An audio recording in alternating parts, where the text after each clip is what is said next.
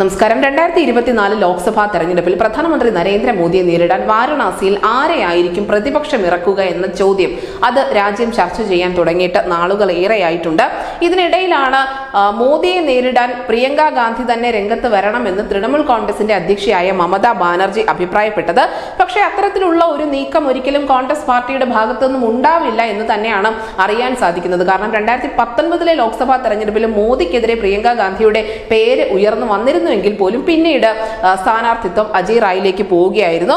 എന്തായാലും മറ്റ് പാർട്ടികളുടെയും സഖ്യകക്ഷികളുടെയും ഒക്കെ നിർദ്ദേശങ്ങളുമായി ഒരിക്കലും കോൺഗ്രസ് പാർട്ടി മുന്നോട്ട് പോകില്ല എന്നും നമുക്കറിയാം. ഒരു കാലത്ത് കോൺഗ്രസിന്റെ ഏറ്റവും വലിയ പ്രബല കേന്ദ്രം അല്ലെങ്കിൽ ഉരുക്കു കോട്ട എന്നൊക്കെ വിശേഷിപ്പിക്കാവുന്ന ഒരു സംസ്ഥാനമായിരുന്നു ഉത്തർപ്രദേശ്. അടുത്ത കാലം വരെ കോട്ടയായി നിലകൊണ്ട അമേഠി പിന്നീട് കോൺഗ്രസിന് നഷ്ടമാകുന്നു. അവിടെ സ്മൃതി ഇറാനി വിജയിച്ചു കയറുന്നു.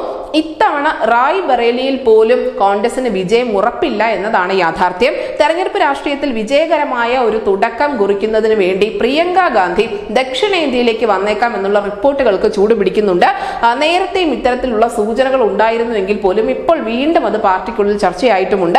നേരത്തെ ഇന്ദിരാഗാന്ധി അവിഭക്ത ആന്ധ്രാപ്രദേശിലെ മോഡക്, കർണാടകയിലെ ചിക്കമംഗളൂരു എന്നിവിടങ്ങളിൽ മത്സരിച്ച് വിജയിച്ചിരുന്നു. സോണിയാഗാന്ധി ആവട്ടെ കർണാടകയിലെ ബെല്ലാരിയിൽ നിന്നും വിജയിച്ച് കയറിയിട്ടുമുണ്ട്. ആ സമയത്ത് അവർ സുഷമ സ്വരാജിനെ ആയിരുന്നു പരാജയപ്പെടുത്തിയത്.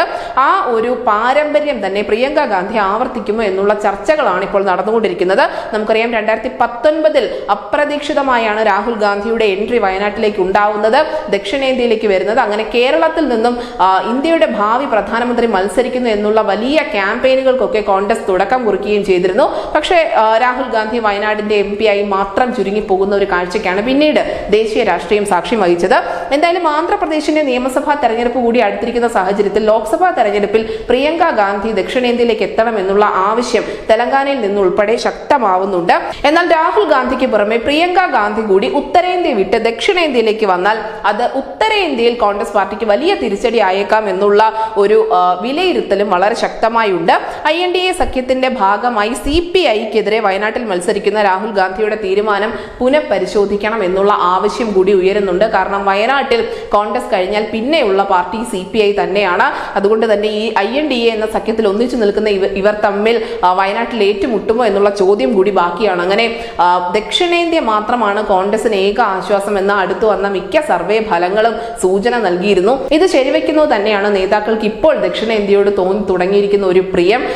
അങ്ങനെ തന്നെ രാഹുൽ ഗാന്ധിയുടെ വഴിയെ തന്നെ പ്രിയങ്ക ഗാന്ധിയും ദക്ഷിണേന്ത്യയിലേക്ക് എത്തുകയാണെങ്കിൽ തീർച്ചയായും അവർ കേരളത്തിലോ അല്ലെങ്കിൽ തെലങ്കാനയിലോ മറ്റും മത്സരിക്കാനുള്ള സാധ്യതകളും കൂടുതലാണ്. പക്ഷേ ഇത് തീർച്ചയായും ഉത്തരേന്ത്യയിൽ പാർട്ടിക്ക് ഉണ്ടാക്കുന്ന പ്രഹരം ചെറുതായിരിക്കില്ല. News desk news India Malayalam.